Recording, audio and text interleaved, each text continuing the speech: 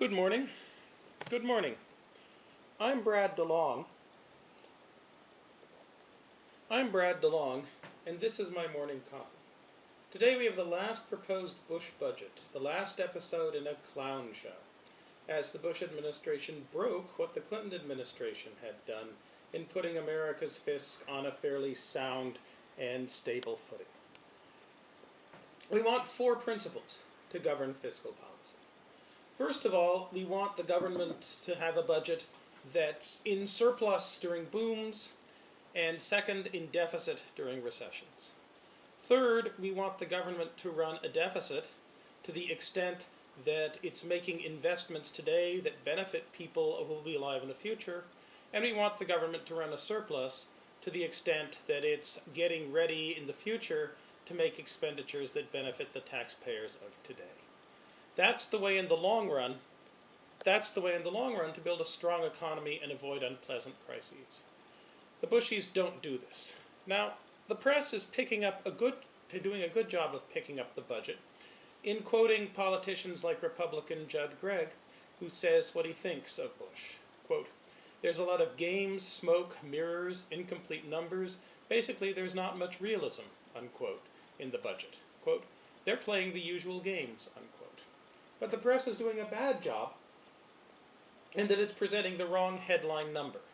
It's presenting a headline number, a deficit of 410 billion people, a deficit at near record nominal levels, that doesn't give a full and fair account of the magnitude of the ongoing clown show. The headline deficit number ought to be 738 billion. We have a 331 billion Social Security surplus for 2009. An honest and honorable administration would be using that surplus to pay down the government debt in order to get ready for the challenges that our aging population will pose for the federal budget over the next 2 generations. And we're 738 billion away from there. The headline number shouldn't be a 410 billion unified deficit, 2.7% of GDP. It should be 738 billion, 4.8% of GDP. That's how far Bush fiscal policy is from a prudent and responsible fiscal policy. Now that we have an actual Bush administration proposal in print, I think it's time for an accountability moment. The Bush administration, its flacks, its flunkies, they've long promised that the administration was going to, quote, cut the deficit in half by the time he left office in fiscal 2009. The press reported this straight, not pointing out that cut in half was from a highballed peak deficit number artificially inflated in order to make the bar that the Bush administration had to pass low, not pointing out that cutting the deficit in half still left fiscal policy very, very far away indeed from the surpluses that we ought to be running as the baby boom generation gets ready to retire, and not pointing out that the Bushies' policies would produce such a reduction only if everything broke right, and we had 5 uninterrupted years of macroeconomic good news.